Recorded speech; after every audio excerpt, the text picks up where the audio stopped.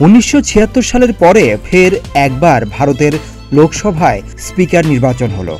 বুধবার লোকসভা অধিবেশনে ধ্বনি ভোটের মাধ্যমে স্পিকার নির্বাচিত হন বিজেপি নেতৃত্বাধীন জোট এনডিএ এর প্রার্থী ওম বিড়লা।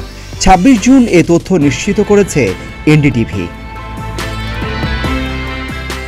সকালে এনডিএর জোট প্রার্থী হিসেবে ওম বিড়লাকে স্পিকার করার জন্য লোকসভায় প্রস্তাব আনেন ভারতের প্রধানমন্ত্রী নরেন্দ্র মোদী।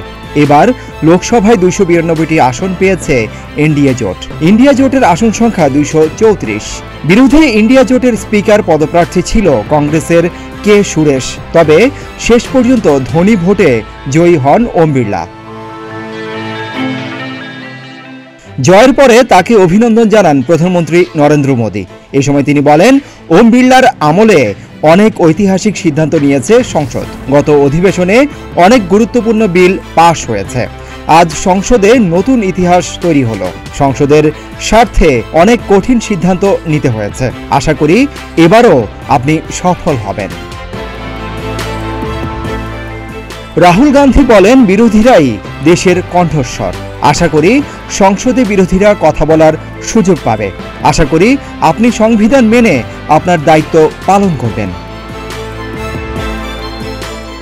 বিশ্লেষকরা বলছেন, স্পিকার পদে ভোট গ্রহণের ঘটনা ভারতের ইতিহাসে বিরল। স্বাধীনতার পর 1952, 1967 এবং 1976 সালে এই পদের জন্য ভোটাভুটি হয় দেশটির লোকসভায়।